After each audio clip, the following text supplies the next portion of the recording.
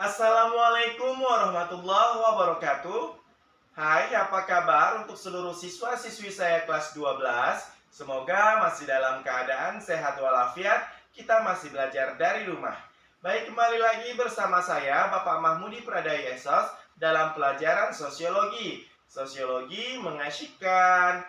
Nah, pada pertemuan minggu ini kita akan membahas mengenai pengertian komunitas. Untuk itu, saya harapkan kepada seluruh siswa-siswi saya agar dapat mengikuti video pembelajaran ini dari awal hingga akhir, supaya kalian dapat memahami materi ini secara sepenuhnya. Jangan mengikuti video pembelajaran ini hanya untuk kepentingan absensi saja. Baik, sebelum belajar, marilah kita berdoa menurut agama dan kepercayaan kita masing-masing. Berdoa dimulai.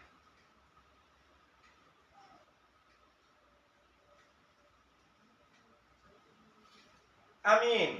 Langsung saja kita masuki ke dalam materi kita mengenai pengertian komunitas. Apakah kamu tahu arti dari komunitas?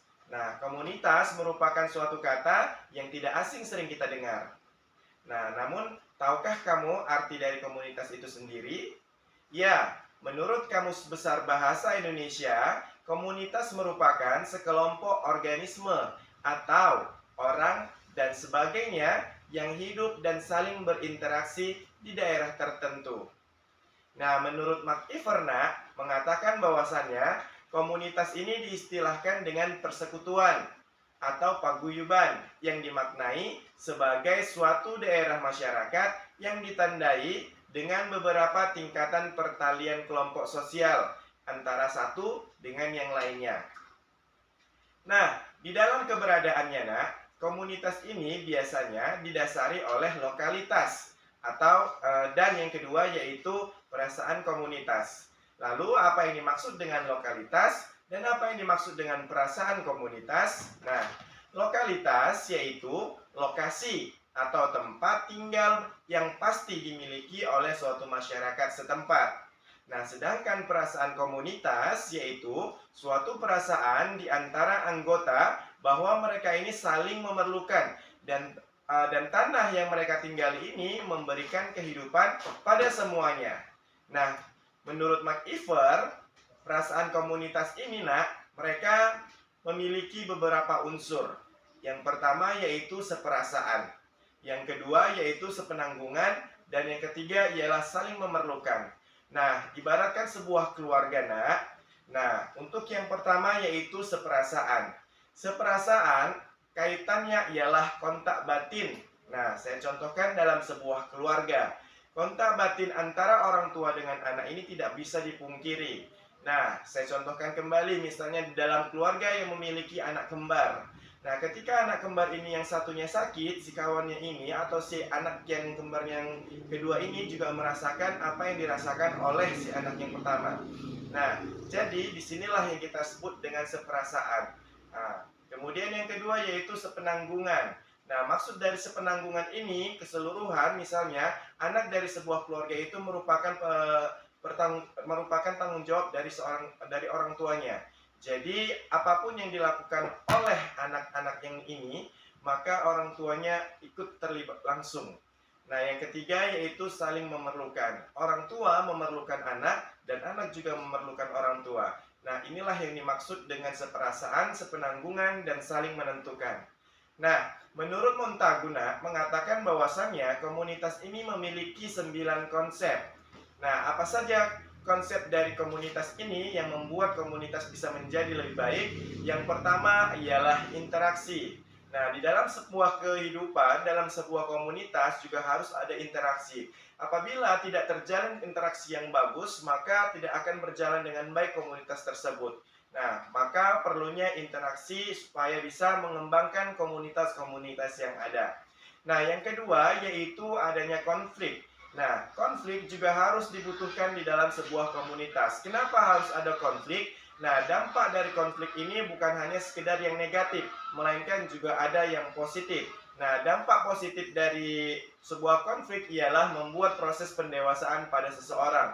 Yang mana ketika dia sudah mengalami yang namanya sebuah konflik, dia bisa menyelesaikan masalah-masalah yang ada atau masalah-masalah yang menghampiri. Nah, masuk yang ketiga yaitu memiliki viabilitas. Nah, maksudnya apa? Viabilitas ini merupakan suatu kemampuan untuk memecahkan masalah itu sendiri. Nah, ini yang tadi yang saya maksudkan. Ketika sudah ada terjadinya yang namanya konflik, maka ketika seseorang itu perlu yang namanya viabilitas ini.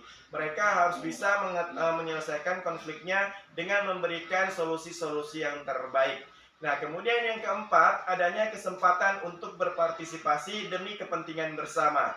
Nah, di dalam sebuah komunitas, juga harus berpartisipasi. Apabila kita sebagai anggota dalam komunitas tersebut tidak bisa memberikan partisipasi yang baik, maka komunitas itu tidak akan berjalan dengan baik. Namun sebaliknya, apabila kita sebagai anggota memiliki partisipasi yang baik, maka akan semakin lama komunitas tersebut akan menjadi lebih baik.